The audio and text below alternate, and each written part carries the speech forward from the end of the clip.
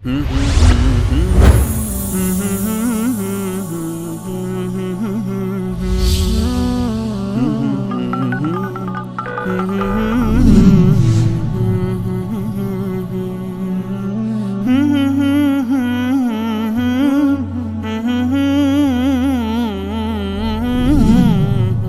علیکم و رحمت الله و برکاته. اسم من عبدالله پروانی است، از کابل مزاحم شما شدم. سلام و احترامات مجدد خود خدمت همه بزرگواران برادران نهایت روشنگر بزرگ تقدیم می دارم و این شبکه جهانی وصال حق نه بلکه یک شبکه، بلکه این دانشگاه بزرگ جامعه الازهر ثانی استش.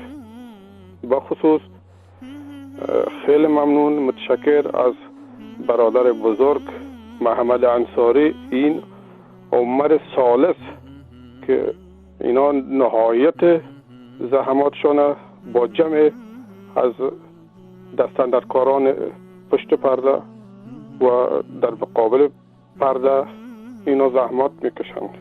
سوال دارم. سوال من این است که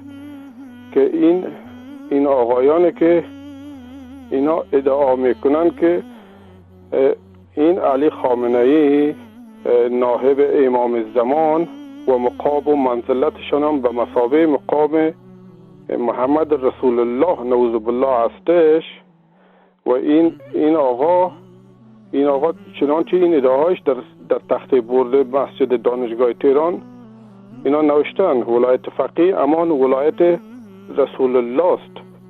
سوال من این است که این نماینده امام زمان این همش مصروف موضوعات بازی‌های سیاسی استش. این هیچ از هم رو نه حکایت روایت از امام زمان نمیاره. این باید اظهار بکنه در برابر ملت‌های مسلمان جهان. این که ادعا میکنه که من ولی امر مسلمین هستم.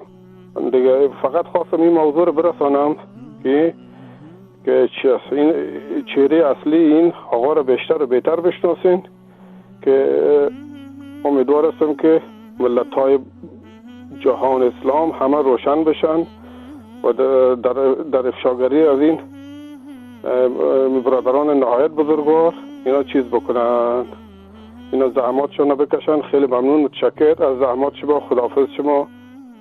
عبدالله پروانی از کابل.